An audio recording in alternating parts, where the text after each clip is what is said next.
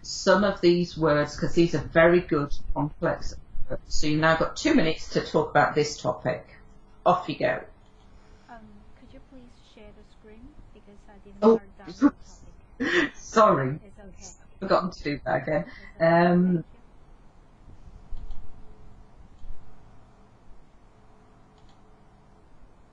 Right, so those are your words: to recharge my batteries, to warm up, to wind down. I'm a big fan of, attend, participate in. Try and include those if you can, because those are great IELTS 7 words. So describe an activity you do to keep healthy, what you do, when and where you usually do it, how you do it, and why it can keep you healthy. Off you go, Jen. Okay, so to wind up from stressful study, I always recharge my batteries by participating in dancing classes. I'm a big fan of dancing since I believe that it can help me to loosen up after study. And before I attend the dancing class, I will try to warm up a little bit in case I get hurt in the class. I strongly believe that it will help me to chill out because without a good body, you cannot study efficiently. And also, every time after perspiring, I can feel the calmness deep from inside, because I was able to chill out after dancing.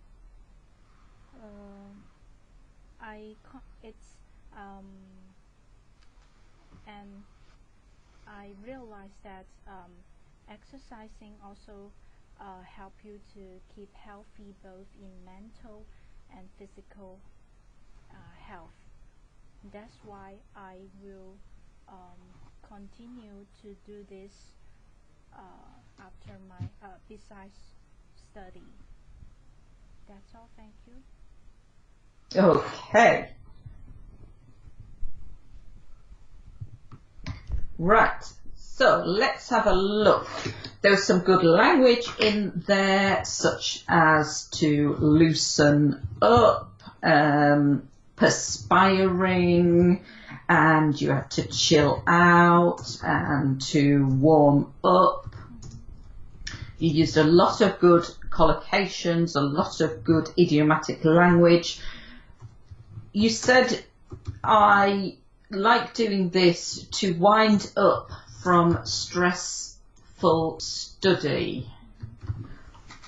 What should this be? Not to wind up. Wind down. Good, to wind down from stressful study. You said it will helps me. What's wrong with that sentence? It will help me. Good, yes, we don't have the S there. You said exercise also. What's wrong with that? Also helps you to. Good. This is very important. This is what we call subject-verb agreement. Yes, your subject exercise must agree with your verb, and this is the third person singular. And in English it's very difficult because in the third person singular, apart from modal verbs like this, we often have this S, and students forget it. Even very good students forget it, so it's important to use that. A lot of students always use and also, and also, and also. Can you think of any other ways of saying and also?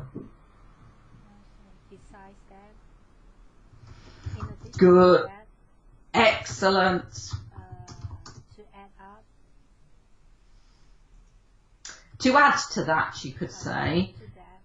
yeah, furthermore, moreover, try to avoid saying and also, because that's IELTS 5. So besides that, in addition to that, and personally, the thing I hate, don't end with that's all.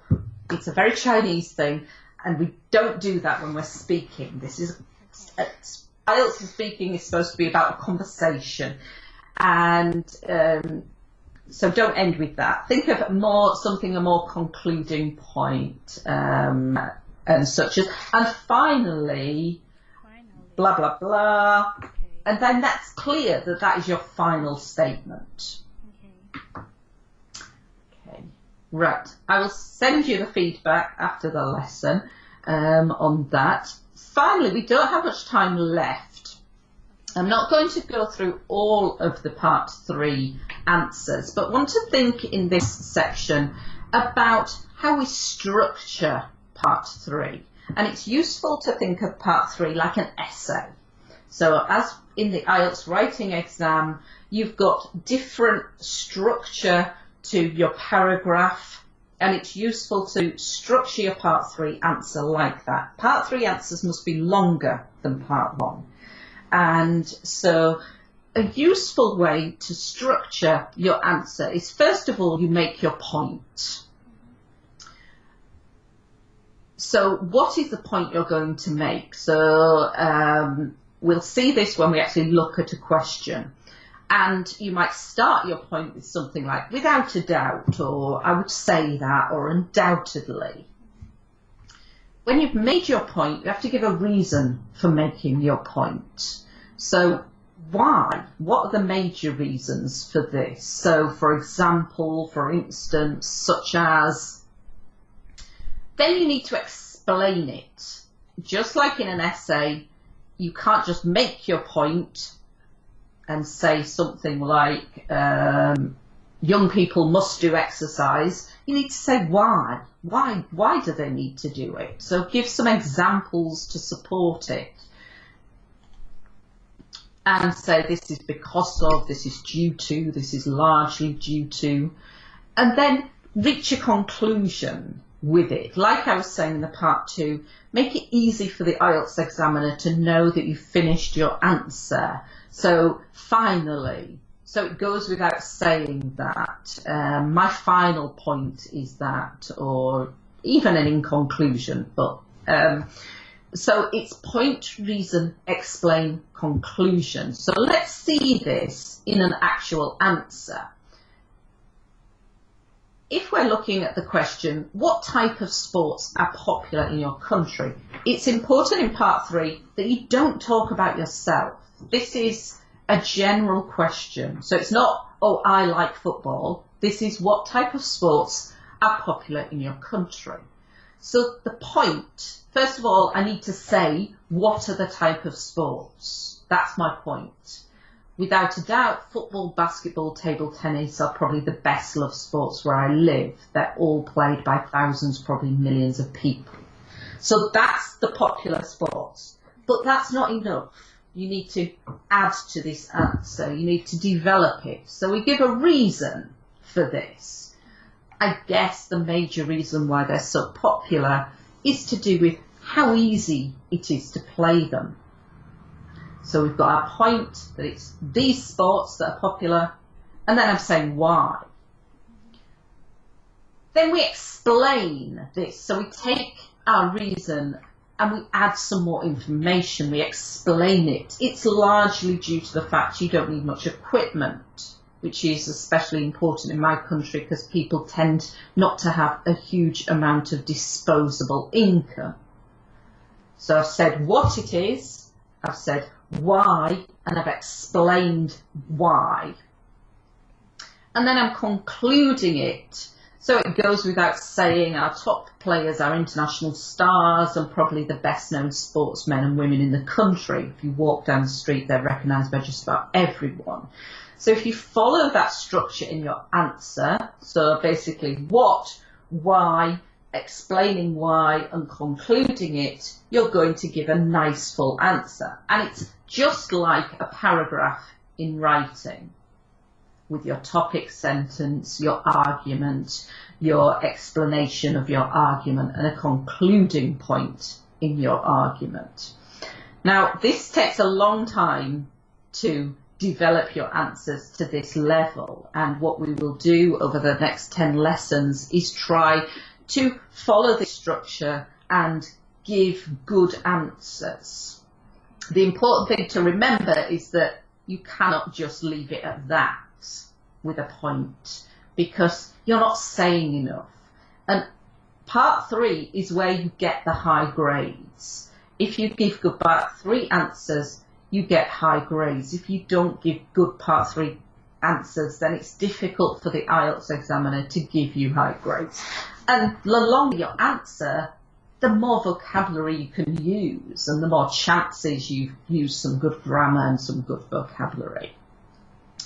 Now, what I'm going to send you for homework is some model answers to have a look at and go through to show you the kind of answers that the IELTS examiner is looking for. And so I want you to read these and study them and look at the vocabulary. And then next time, what I want you to do is to prepare an answer. It's a similar topic to one we've done today, but it's a sport you enjoy watching. And I want you to use 5 words or expressions from the lesson, things like chill out, wind down, to recharge my batteries, and also prepare the answers to these part 3 questions. Now, these are the same part 3 questions that I've given you the model answers for here. So you can study the model answers, not copy. I don't want you just to read these to me next time, but I want you to prepare these answers. So at the start of the next lesson, I will do a full mini test with you, part 1, part 2, part 3, and you will have prepared your answer for your part 2 and prepared your answers for your part 3 as well. Do you have any questions on that, Jen? No, it's clear to me. Good. And so I'll send you both the part 2 and the part 3. Okay, so that's the end of our 50 minutes. I think firstly what's made me realise is there's probably too much in there. Now, I like to put too much in because with some students you go through it faster, so there would have been time to go through these answers in a bit more detail. But I think you also have to remember that you can't teach them everything in one lesson. So although this was very quick when I was going through it, it's something you would keep coming back to again and again and again. It's not like you just do one lesson and then it's finished. But yeah, there's a couple of things I would change in that lesson. What do you think? Have you got any comments? Okay, so for me, personally for me, because I'm going to take IELTS again, I will definitely continue the class.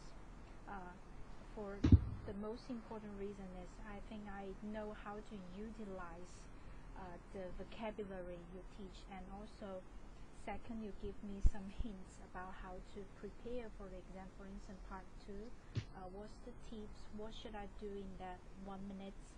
Okay, way back I don't have any idea, so now I know what I should do in that 1 minute.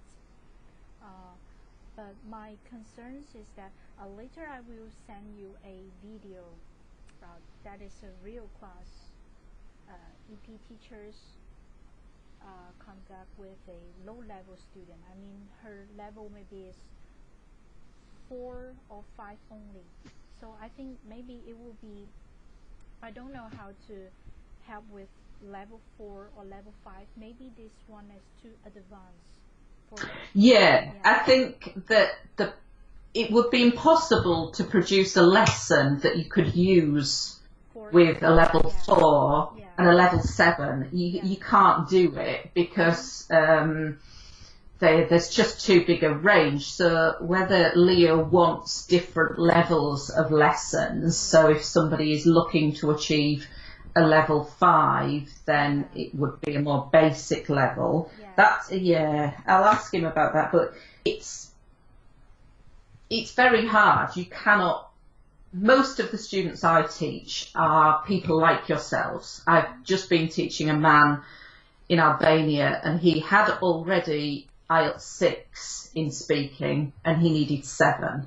And we did 10 lessons, and he got the 7. And we were using this level of material, but you cannot use that with a 4. Yeah, you're right.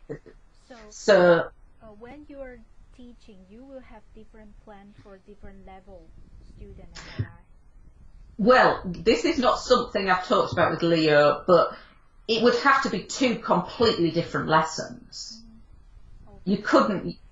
So if he wants me to do that, it would have to be a totally different lesson. Okay. Yeah. So I cannot adapt that really to make it easier. It would have similar skills, but you'd have to use a much more basic level lesson. So it would be a completely different PowerPoint. Okay. So what's your recommendation? This one, I mean this PPT. What would you suggest for at least band 5 or? Yes, I'd say somebody who's already maybe got a band 5.5 possibly, and he's looking to get 6, 7. Yeah, 6 or 7. 8's very difficult to get. So I'd say minimum 5 point, possibly a 5, or minimum 5.5, and wanting 6 or above. Okay, 6 or above.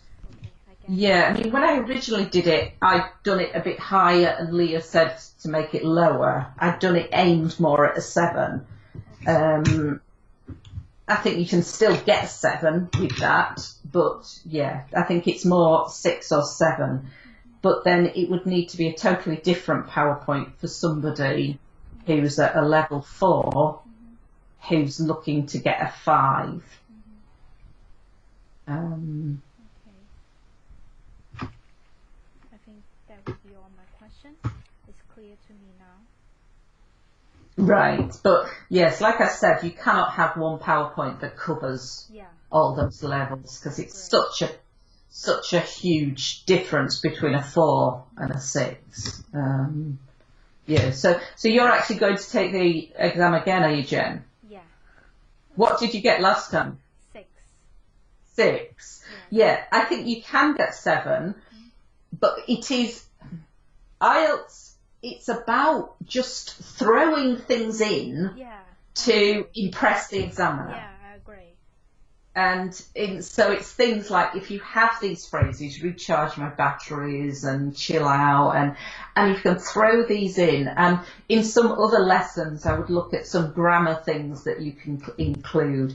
When I was studying in high school, I used to. Nowadays, I tend to. Things like this. Other kinds of things. It's just about, if you're speaking naturally, yes, you're a 7. In an IELTS exam, it's about trying to get all those 7 things in that the IELTS examiner is looking for, because all the IELTS examiner is doing, really, is looking at these boxes.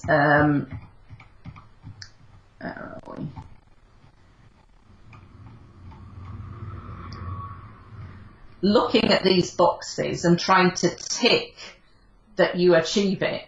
And if you're not using collocations, like recharge your batteries or fancy cafe, if you're not using them, then you're a 6. And you might think, well, yeah, but my vocabulary's good, but you haven't used a collocation, so you can't get a 7. So it's about understanding the band descriptors and looking for and including the things that they're looking for, so they can say, yes, there was idiomatic language, yes, there was collocation, because otherwise it's 6. Okay, so if the student is just looking for 6, it's okay for them. They don't have to use idioms or collocations, am I right? No. Less common. Yes. Just common vocabulary. Yes. It's important to have a wide vocabulary, so you can't just keep saying... paraphrasing, don't repeat. Yes, yes. So you can't just say, I live in a nice place. It's really nice. The people are nice. The food is nice. You're going to get 5. So you need to say, I live in an historical place. It's full of interesting people. Still, to get a 6, you need some quite high-level vocabulary. And so if you're not using, even though it doesn't say on there collocation or idiom, you need a big vocabulary. So you need to get quite a lot of language in there in order to get 6. It's very easy to get 5. It's very difficult to get 6. It's more difficult to get 7, and it's impossible to get 8s and 9s. But it's too easy to get a 5, and that's why most students get 5s. Yes. And so you need, even at 6, you need quite a large vocabulary. And a good way to have a large vocabulary is to use collocations, is to use idiomatic language. And I have one question about part 1, because you already start teaching me some less common vocabulary in part 1. So it's important to give some complex vocabulary, right? Start from part 1. IELTS examiners, it's like a job interview. Within 60 seconds, a grade is forming in your head.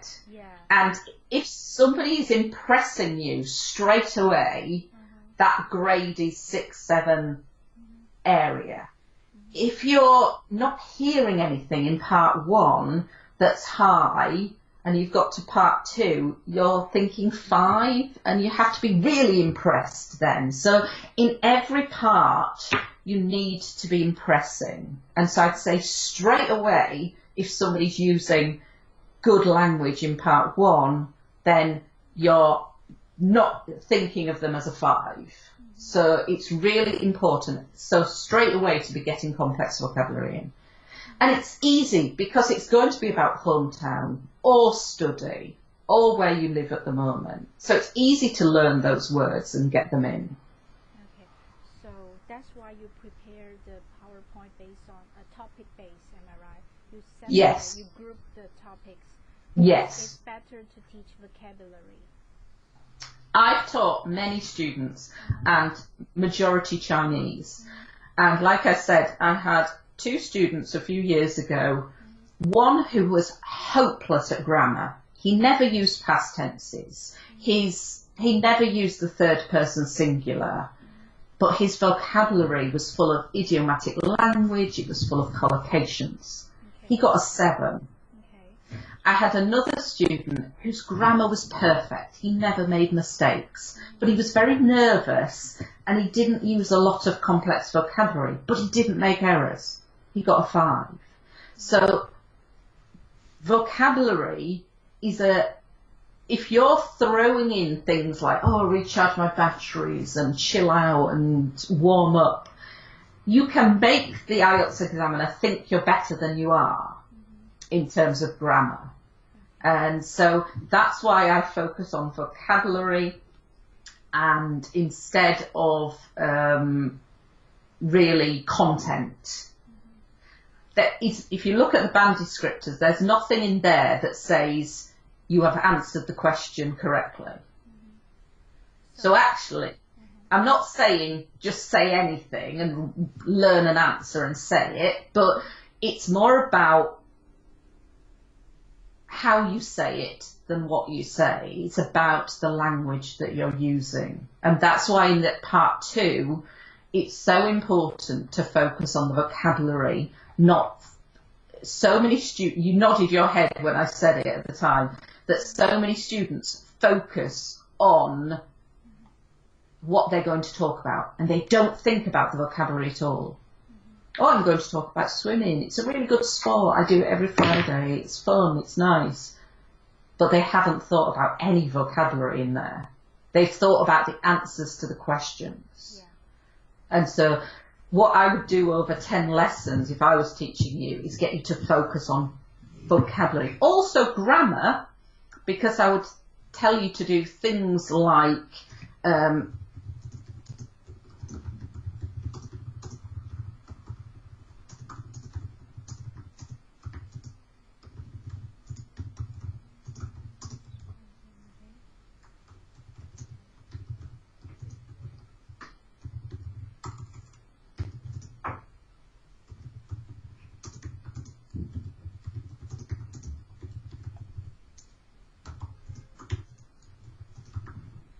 So I'd also focus on grammar, and I'd be teaching you things like when I was studying past continuous in high school, I used to.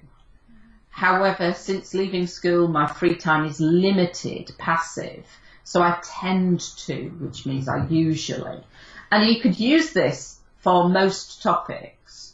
Do you talk about a book you've read recently? Oh, when I was studying high school, I used to read books all the time. However, since leaving school, my free time's limited, so I tend to read magazines more nowadays. Tell me about going to the cinema. Oh, when I was studying high school, I used to go to the cinema all the time. So it's about grammar, but grammar that's useful for the test. Okay. Things like in part 1, when we get on to study,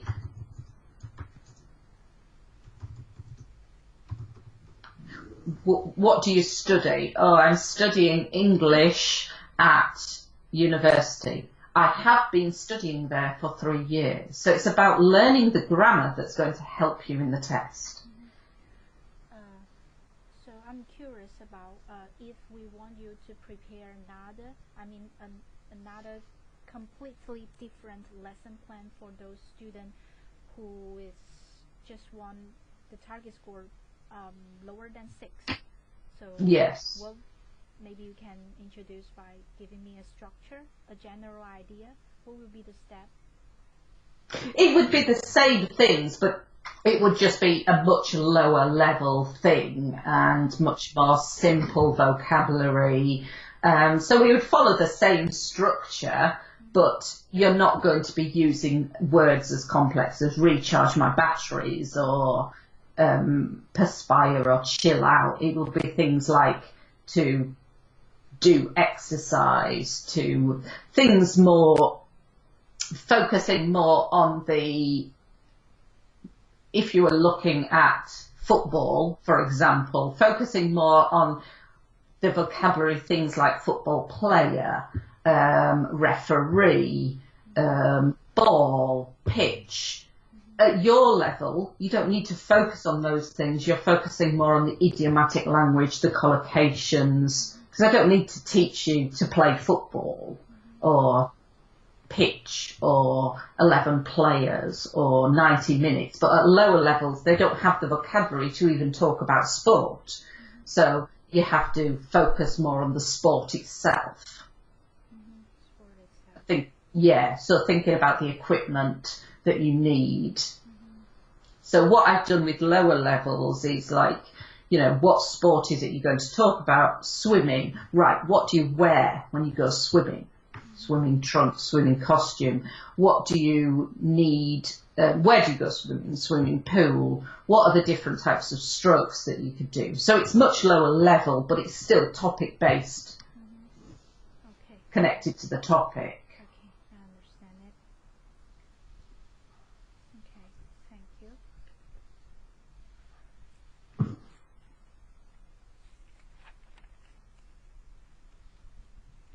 So that would be all, or do you have anything else you want to share with me? No, that's all. No, thanks for that, Jen. I enjoyed doing that. Yeah, I enjoyed time with you too. Good, and I'm sure you can get a 7. All right. Okay, thanks for your time. Okay, thank you for your time too. Okay, thanks. Bye. I will keep in touch with you in Skype, okay? All right. Okay, thanks then. Okay, Bye. thank you for your time.